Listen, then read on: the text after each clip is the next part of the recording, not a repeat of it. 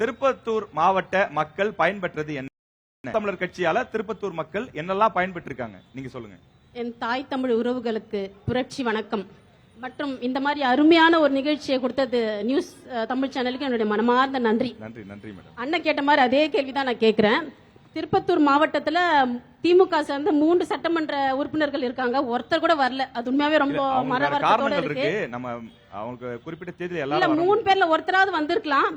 சட்டமன்றத்துல தான் மக்களுக்காக போய் பேசுறது இல்ல, அட்லீஸ்ட் இங்க மக்கள் மன்றத்திலாவது வந்து பேசி இருந்திருக்கலாம்.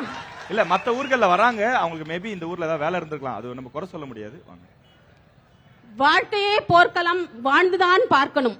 போர்க்களம் மாறலாம், போர்கள் தான் மாறுமா. இந்த வசனத்தை கேட்பா இந்த தமிழ்நாட்டு மக்களோட வாழ்க்கையை ஒரே போராட்டமா தான் போயிட்டு இருக்கு. எங்க பார் ஒரே போராட்டம், போராட்டம் இல்லாத வாழ்க்கையே இல்ல. பரந்தூர் விமான நிலையத்துல போராட்டம், ஆசிரியர்கள் போராடுறாங்க, மாணவர்கள் போராடுறாங்க, மருத்துவர்கள் போராடுறாங்க, செவிலியர்கள், விவசாயிகள், எங்க பார் போராட்டம் தான். எனக்கு தெரிஞ்சு இதுவரைக்கும் போராடாத ஒரே கூட்டம் யாருன்னா சட்டமன்ற உறுப்பினர்கள். ஏன்னா பிரச்சனையே அங்கதான். அதாவது மக்களால் தேர்ந்தெடுக்கப்பட்ட சட்டமன்ற உறுப்பினர்கள் போராடுறதில்ல, தேர்ந்தெடுத்த மக்கள் வீதியில வந்து போராட்டி இருக்காங்க. இன்னொரு விஷயம் ரெண்டாவது சுற்றுலா வாய்ப்பு தரேன் அக்கா. நம்ம நாம் தமிழர் கட்சி திருப்பத்தூர் மாவட்டத்துக்கு என்ன சொல்றீங்க? அதுக்கு முன்னாடி கண்டிப்பா கண்டிப்பா. இன்னொரு விஷயம் குற்றச்சாட்டுக்குனே அடுத்த ரவுண்ட் இருக்கு, அதுல நீங்க பேசுங்க.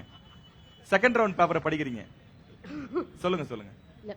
திருப்பத்தூர் மாவட்டம் ஆம்பூர் தொகுதியில ஆயிஷா பீன்ற 21வது வார்டு தொகுதியில 4 ஆண்டுகளா மண் கடத்தப்படுகிறது, மலை சுருண்டப்படுகிறது. இந்த மாதிரி பாயிண்ட் தான் கேட்டேன், சொல்லுங்க. அதை கண்டிச்சு நாம் தமிழர் கட்சி மக்கள் வந்து 5 முறை மனு கொடுத்தாச்சு. ஏன் உங்களுடன் ஸ்டாலின் அதுல கூட மனு கொடுத்துட்டோம் நாங்க.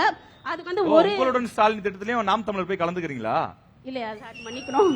இல்ல அது பொதுமக்களுக்கான நிகழ்ச்சி நான் நினைச்சேன்.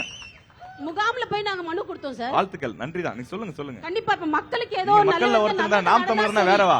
நாம் தமிழர் மக்கள்ல ஒருத்தர் தான், கலந்துக்கிறீங்களான்னு கேட்டேன். நடக்கணும்னா ஏதாவது ஒண்ணு பண்ணி தான் ஆகணும். அதனால மக்களுக்காக நாங்க போய் முகாம்ல மனு கொடுத்தோம். சூப்பர். அதாவது இரவு பகலா ஜேசிபி வச்சு மண்ணை அள்ளிட்டு இருக்காங்க.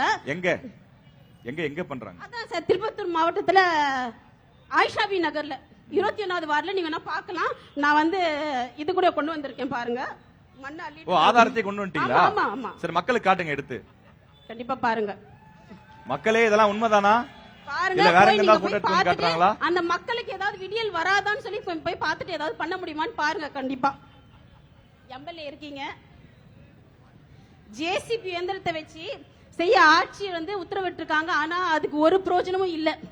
அந்த அடிவாரத்துல 500-600 குடும்பங்கள் வாழ்ந்துட்டு இருக்கு. பின்னடைவில் ஏதாவது மழைச்சரிவு வந்துச்சுன்னா மக்களுக்கு பெரிய பிரச்சனை ஆகும். தயவு செஞ்சு அதுக்கு ஒரு தீர்வு காணணும். நான் இங்க நீங்க அதுக்காக ஏதாவது போராட்டம் பண்ணிருக்கீங்களா? தீர்வு கண்டிருக்கா? திருப்பத்தூர் மாவட்டத்துக்கு நாம் தமிழர் கொடுத்த தீர்வு என்ன? இதான் கேள்வி. எங்களால முடிஞ்சது போராட்டம் மட்டும்தான். நாங்க என்னென்ன போராட்டங்களா பண்ணிருக்கீங்க அதை சொல்லுங்க மக்களுக்காக.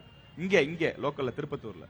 அதான் சார் திருப்பத்தூர் அங்க தான் நிறைய இன்னும் சொல்றேன், நிறைய இருக்கு. 4 தொகுதிக்கு சேர்த்தே பேசலாம். வாணியம்பாடி, ஆம்பூர். சொல்றேன் இருக்கு நிறைய. ஆம்பூர் பிலால் நகர்ல மக்களுக்கு 30 ஆண்டு காலமா ஒரு அடிப்படை வசதி கூட இல்ல.